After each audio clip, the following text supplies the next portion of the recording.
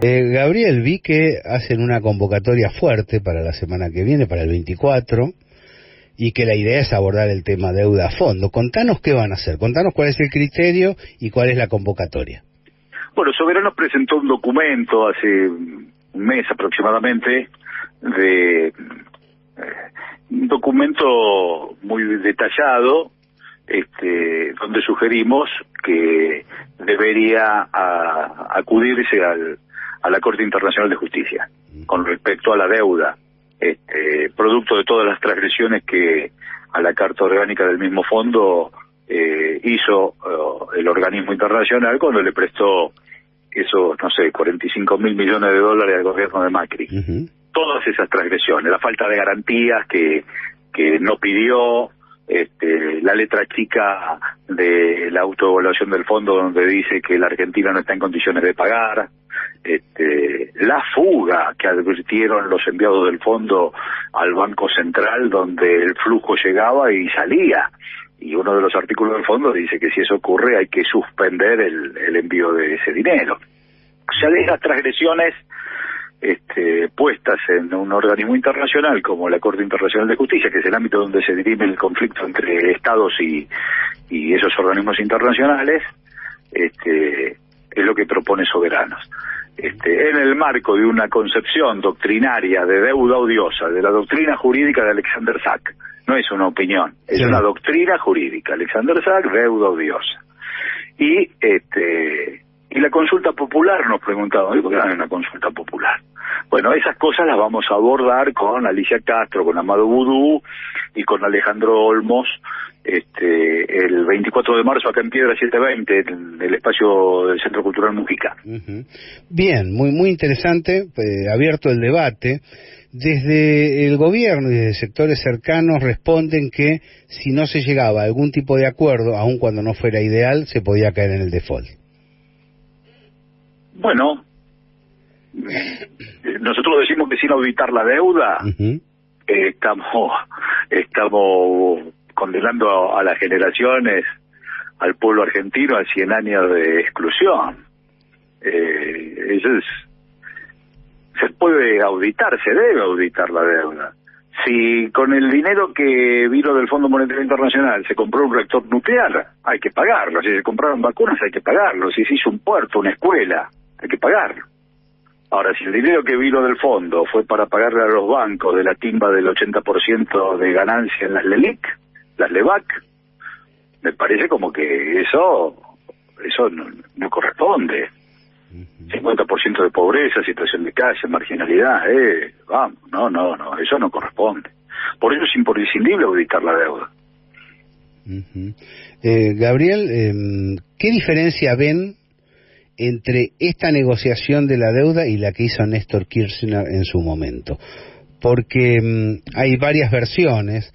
Hay quien dice que se negoció con más fuerza y hay quien dice que se pagó en definitiva y que ese es el destino de una negociación internacional a través de un compromiso contraído por un gobierno institucional. Bueno, no, el gobierno institucional, la deuda odiosa no es solamente que se puede activar cuando la deuda la toma una dictadura. Cuando el pueblo no interviene en el pedido de esa deuda, se puede cuestionar y declarar deuda odiosa en esa doctrina de Alexander Sack. Y cuando nada de esa deuda se hizo en beneficio del pueblo, también se puede declarar deuda odiosa. Entonces, nosotros adscribimos a esa doctrina.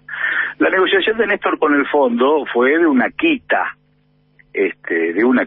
Veníamos de una suspensión del pago de la deuda.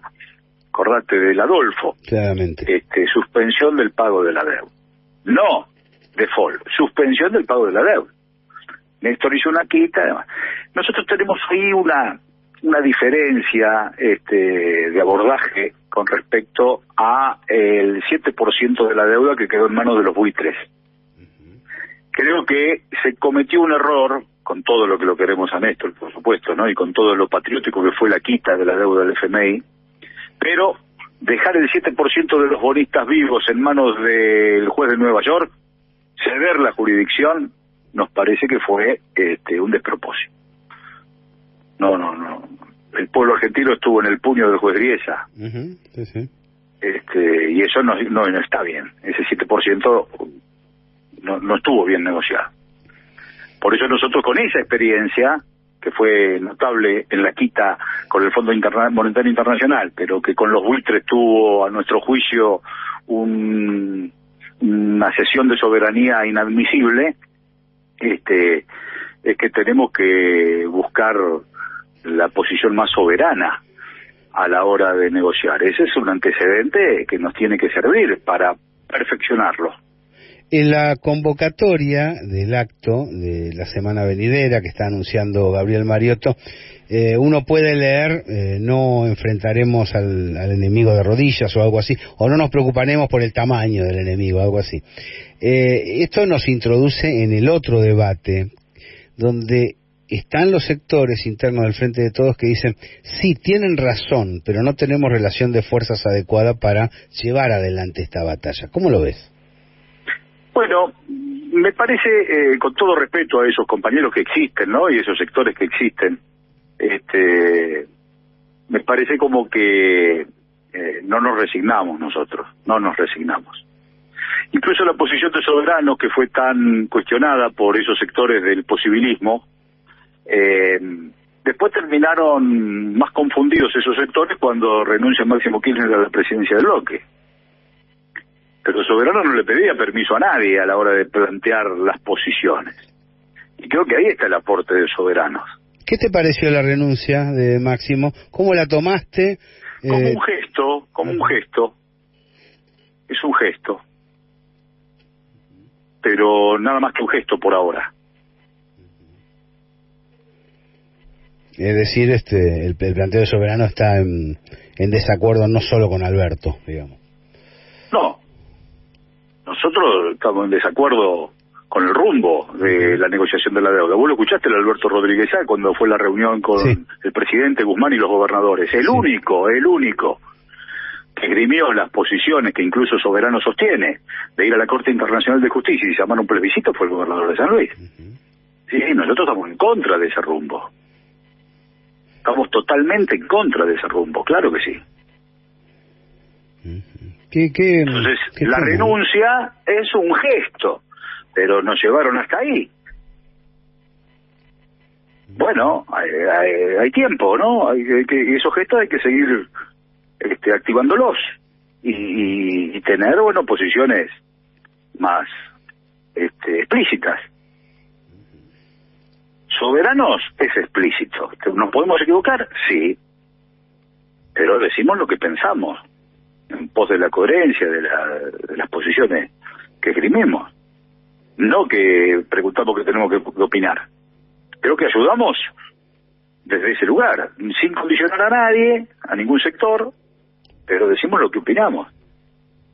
La renuncia del gesto de Máximo hace que muchos compañeros que nos decían, no, ojo, no digan eso, y dicen, mira ahora este gestito más cerca del Soberano que de Guzmán.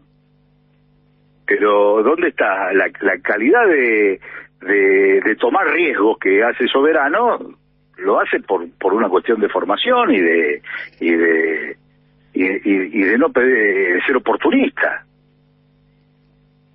A partir de allí se abre una situación distinta, porque durante el año 2019, recordarás, y creo que todos compartimos esa visión, la unidad tuvo un valor superlativo.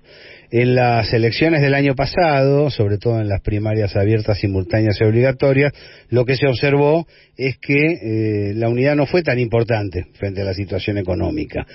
¿Pensás que está en cuestión la configuración misma del Frente de Todos con vistas al año venidero? El 19 fue un episodio donde todos entendimos que por la urgencia de ganarle a Macri había que conformar el frente electoral y se obviaron las reglas de juego para la participación y se obvió la discusión de un programa. Se construyó un frente electoral, lo que es inadmisible, incluso con la derrota del 21 en el haber, es que el frente electoral aún siga siendo un frente electoral y que todavía no trascienda frente político, sin reglas de juego y sin programa. Después de la derrota, el presidente el 17 de noviembre dijo una cosa parecida a esta: paso para todos en el 23. Bueno, estamos esperando que esas paso para todos se instrumenten con una carta orgánica que permita la participación de todos los sectores del Frente de Todos, y a su vez con la explicitación de un programa para que el pueblo pueda votar a determinados sectores sabiendo cuál es el programa que se esgrime.